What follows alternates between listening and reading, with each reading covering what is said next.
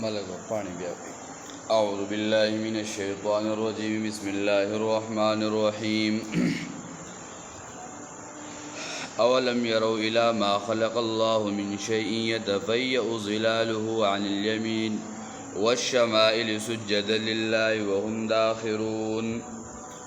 سورہ نحل شروع باغ دو بابون ذکر شو. دریم باب آغا ذکر کېدو. دریم باب ذکر کېږي پرون خلاصه ذکر شو وا چې په دې کې دا 48 نواله د 64 سلوسل شپیتم پوری بزی دریو بگی دلائل ذکر کئی یو با دلیل دا وحی ذکر کئی پنځه زواجر او تسلی او ترغیب قرآن دا دا باب خلاصه دا. نو دلتا دلیل ذکر کئی خود دلیل عقلی هغا دا دلیل چیده دا قبیلی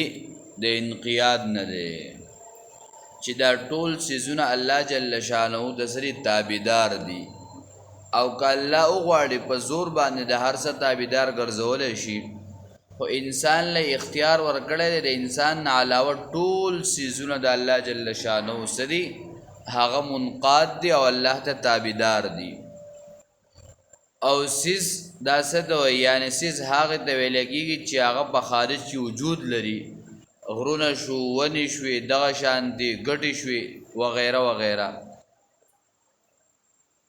دا ټول سیزونه الله جل شانه د سره منقاد دي، یعنی الله ته تابعداري کوونکي دي.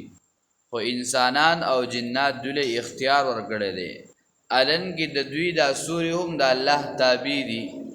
کواړه او لوی دا هم د الله تابع دي. نو وس په دې کې دلیل عقلی ذکر کړي. اولم يروا الى ما خلق الله من شيء يتفيأ ظلاله عن اليمين. اے دوی نګوري هغه سيدون دا چې پیدا کړی الله تعالی من شيء دار یو سيزنا يتفيأ ظلاله چې ګرځي سوري د هغه یعنی را واپس کیږي عن الیمین والشمائل د خی طرفنا او د ګس طرفنا. نو دلته علماء ذکر کړي دي سلور پنځه جوابونه. یو دا ده چې کله دا سړی ودرېږي او نور راخیږي نو اول حصہ هغه لږ وي، بیا چې کله راوګرځي نو هغه ډیر اطراف وي. یا دویم دا چې کله سړی په عربو کې ودرېږي او نور طرف ته ګوري نو د دې خی طرف ته یو ملک دا راځي او ګس طرف ته ډېر شي ملکونه راځي. یا دریم دا دی چې کله نور راخیږي دغلته کې لاول د اطراف لګي، خو چې کله نور بره سیره وږي او پوره راوخیږي شمال طرف ته راوګرځي نو بیا ټولو اطرافو د څه شي شامل شي. یا یمیني د عربو دا طریقه چې کله د یو څو صفتونه د یو شي ذکر کوي نو اول جمع راوړي بیا مفرد راوړي، کله مفرد راوړي بیا جمع راوړي. لکه سوره بقره کې هم آیات کې ذکر کوي ختم الله على قلوبهم وعلى سمعهم وعلى ابصارهم. مفرد راوړو بیا پس جمع راوړو بیا مفرد راوړو. یا یمین مفرد راوړی دی، په دې کې اشاره ده چې د خیر دا یو لار ده، دین یو دی، جنت یو دی، او شمال ډېر دې ته اشاره ده، یعنی د خواهشاتو د دې لارې ډېرې دي. یا مفرد راوړی دی په اعتبار خو په معنی کې دا جمع په معنی په اعتبار سره جمع ده. سجدا لله وهم داخرون، سجده کوونکي دي او حال دا چې دوی سجده کوونکي دي، وهم داخرون او دوی عاجزي کوونکي دي. یعنی سجده څه مطلب دا چې دوی الله ته عاجزي کوونکي دي، یعنی الله د سری تابعدار دي، د الله منقاد دي. ولله يسجد ما في السماوات وما في الارض. خاص الله تعالی سجده کوونکي دي هغه چې په اسمانونو کې دي او هغه چې په ځمکه کې دي. وسی ترقی بل دلیل په ترقی ذکر کو، یعنی دا ټول سيزونه د الله ته تابعدار دي، خو هغه سيزونه چې په اسمان کې دي او هغه چې په ځمکه کې دي من دابتین د هر قسمه جاندار سالرون کینا. نو په دې کې مراد څه من دابه، یعنی هر سیز چې هغه سالرون کې دي نو هغه په ځمکه کې دي او په اسمان کې دي. یا من دابه ما فی وما فی الارض چې په ځمکه کې دي، ما فی ما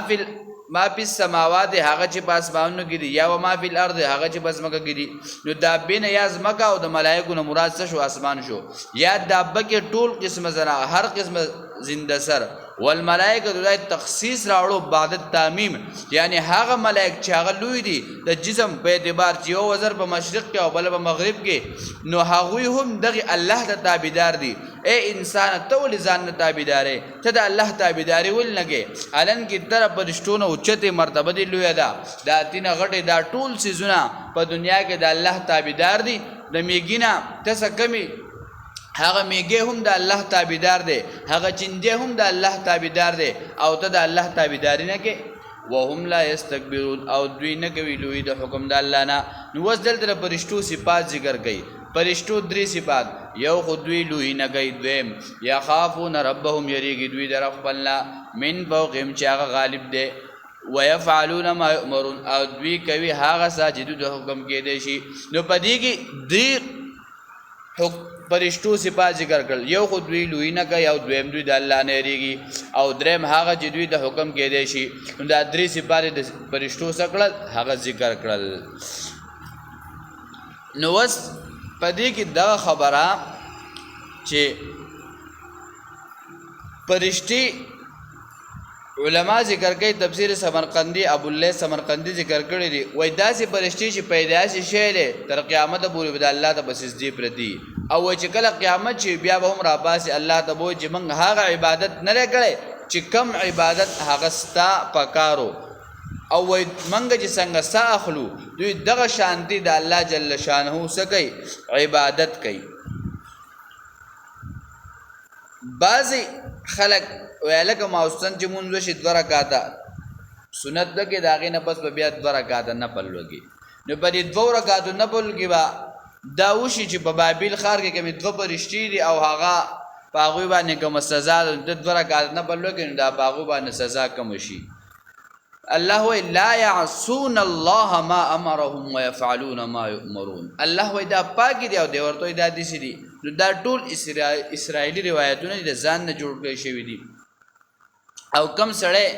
شهاب الدین عراقی ذکر کوي چې کم سړی دا عقیده لري دا سړی کافر دی ځکه چې ډېر پرشتو په باره کې دا عقیده لري او دا منګنت روایتونه اکثر د خزو په کتابونو کې ډېر موجود دي د خزو دا کتابونه نه دا چې تر کولاو کې نو ته به دې الفاظ واورې خلق متل کوي د خپونه به خاور او د ختې د دې الفاظ د دوسر پراته او بدی کې بل یو واقعا کې اشاره کیږي پس سور زلالهم بدی کې واقعا پاتې شو چې نبی علیہ الصلوۃ والسلام بشر دی کدا نور دی احناو په کتابونو کې دا خبره ذکر شوې ده و یو سړی نه سوال وشو چې اله پیغمبر د ذات په اعتبار سره سره پرشتره که بشر وای کدی چې ما د علم نشته بس دې بدی خبره باندې کافر کیږي بلکې پیغمبر علی السلام د ذات په اعتبار سره بشر او د صفاتو په اعتبار سره سره دا نور دی بعضی وی چې د پیغمبر علی السلام سورې نو عائشہ رضی الله تعالی عنها فرمای و یو پیر نبی علیہ السلام کور راتلو ما سورې ولید نبی علیہ السلام مخ عائشہ رضی الله تعالی عنها ما مخ واړو صحابه با مونږ کو د نبی علیہ السلام ګری مبارک ته بدل چې نبی علیہ الصلوۃ والسلام منځوي کنه د دې ګيري دا غسول نه معلوم ولا یا دریم دا چې نبی آی چې موږ دا کپڑے چې سړې پتار وا چې د کپړو نه د کپړو سورې کنه دا خو ما ودام ته پته چې دا کپړو سورې شته کنه نبی علیہ الصلوۃ والسلام دا لنګ دانو د دې به سورې نو یا بل جواب داده چې د نبی علیہ الصلوۃ والسلام سورې معجزتن نو یا د نبی علیہ الصلوۃ والسلام سورې بنو چې الله جل شانو داغه پسر لپاسه باندې بوریز راوستا یا درې سلورم جواب داده چې د نبی علیہ الصلوۃ والسلام سورې مبارک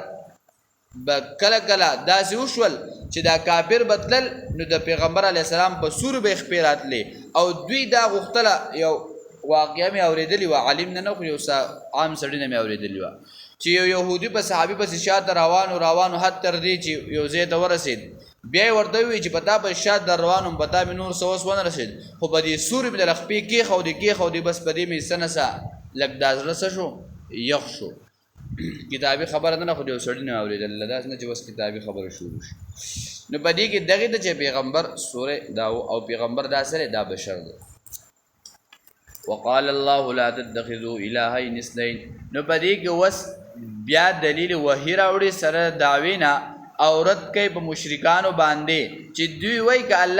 الله زمون په دې شرک باندې راضي دی ک الله راضي نه وي نو زمون خپل اسونه به بند کړو من به د دینه بند کړو. نو داغه جواب دار چې الله انبیا ولر علیګل الله کتابونه ولر علیګل دا خود دې د پاره را لګل چې دا شرک به دې تاسو د خپل کار سکی دا پرې دی. نو بری باندې خبر ذکر کړي. وقال الله لا تتخذوا الهين اثنين. فرمای الله تعالی ما جوړه حقدار د بندګۍ دوا اثنين الہ اور راوړو اثنين یم راوړو. نو پدې کې دې اشاره ده چې یو نه جدوا نه پدې کې اشاره دی درا چې د ایک نورست دوی نو تاسو یو نه دونه بلکې زګه چې د مجوس او عقیده به کې سو جاغو د وخت دایان غړل یو به د خیر د پاره غړو او بل به د شر د پاره غړو. وای دا عقیده تاسو مساتئ.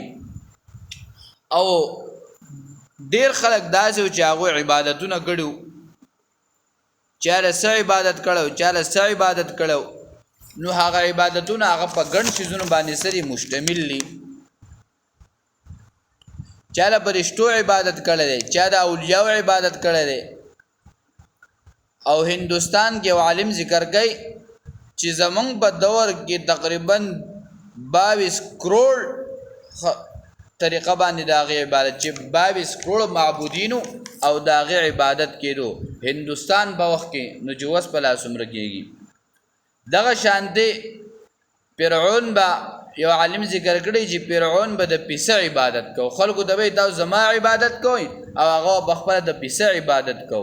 او دغه شانتی دی مجوسو چې د سعور عبادت کو وای موږ د دې عبادت زګه کو چې په آخرت کې بیا موږ د داور سوینا. د شیطان عبادت شه نور عبادت شه د سپومه عبادت شه د ستور عبادت شه د جنات عبادت شه د خپو عبادت شه د انسان د خاص اندام چې د دې هم خلکو عبادتونه کړی دي.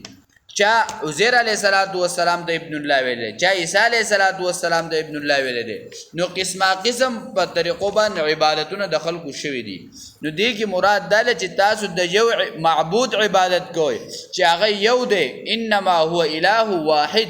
یقینا هغه الله اله واحد چې هغه د حقدار د بندګۍ یو دی پس هغه ته आवाज کوئ هغه نه مدد غواړئ او هغه د خپل حاجت پیش کوئ. فإياي فرهبون نو خاص معنی یې راکوي اے د بل چا د یری پوج داغه عبادت مګوا بلکې عبادت زما گوا زمانه ریګا چې زګي خود صيغه د غایب نه متکلم دراوړه الله په خپل چې اے زمانه ریګي زما د یری نه د بل چا یره مسادای او زما عبادت کوي د بل چا د یری نه داغه عبادت مګوي. وس بل دلیل ذکر کوي وله ما فی السماوات والارض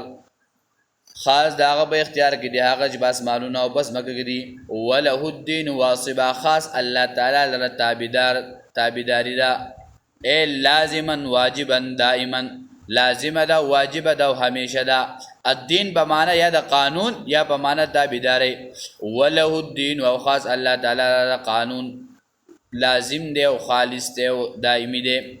اف غیر الله تتقون ان سوا د الله نه یره کوئی تاسو د الله نه ما سوا د بل جان یره ما کوئی د الله نه ما سوا بل معبود منسي. وس دلیل عقلی بل ذکر کوي په تور د زجر بالشرک او دا مقدمه د روان آیت د بارا وما بكم من نعمت فمن الله او هغه چې بتا زبان سه نعمت ده فمن الله نو د الله له طرف نه ده. ثم اذا مسكم الضر بیا هر کله چې ورسیږي تاسو ته مصیبتو فإلیه تجأرون نو هغه ته خاص پریاد کوي تاسو تجأرون د دې علما ذکر کوي اصل معنی سره چې کله دا کوتره چغه وباسي نو چې کله مشرک او غیر دینه بدعتي ته څه تکلیف ورسي دی بیا الله ته आवाज کوي او چې کله په خوشحالي راشي غم دې ختم شي بیا د الله نه ما سوا نور معبودین ځان لکه دي هغه د چغه وباسي. او الله وای وما بكم من نعمه او هغه نعمتونه چې هغه ظاهري دي که باطنی دي که دینی دي او که دنیوي دي که د مال دي او که د بدن دي دا ټول زماده طرف نه دي. نو چې د هر څه ما کړی دي نو کله چې دا د مصیبت در ورسي نو ما ته आवाज کوي. ثم اذا كشف الضر عنكم او بیا چې لری کړي مصیبت ستانه اذا فريق اچانک یو ډل استاسونه بربهم د رب خپل سره یشرکون شریکان جوړي اے دوی د خپل رب سره بیا نور شریکان جوړي د الله چې کم بیماری راوستي هغه دی خږي کم تکلیف راوستي هغه دی لريږي د بیا د دغه نسبت د الله نه ما سیوا نور ته کوي وای دا خو پلان کې خکړما دا خو د پلان کې نه ما دا سیز راوړو جو بس هغه مې وخړو د پلان کې زینې مې دا سیز راوړو جو بس خزل مور کو هغه خشوا نه بس دا سیز کې اصل خپل قوت طاقت نشته بلکې دا قوت طاقت اچون کې ذات الله دی چې کله الله په یو سیس کې یو قوت واچي یو طاقت واچي هغه قوت هغه طاقت نه پس هغه سیس وجود ته راځي کمنګ وای چې په دې سیس کې خپل طاقت دی خپل قوت دی نو دا عقیده زمنګ او استاد غلط را اصل طاقت او چون کې هغه الله دی اصل قوت اچون کې الله دی اصل وجود تر واستون کې اوسې هغه څوک دی هغه الله دی نو چې کله د دوی سره تکلیف راغې نو دوی به الله ته आवाज کو چې کله به تکلیف لري شو د الله نه ما سیوا به نسبتونه بیا نور ته کول نو الله وي تاسو زما سره سکو شریکان جوړوي الله دې عمل توفیق اللهم ربنا اتنا في الدنيا حسنه في الاخره حسنه وقنا عذاب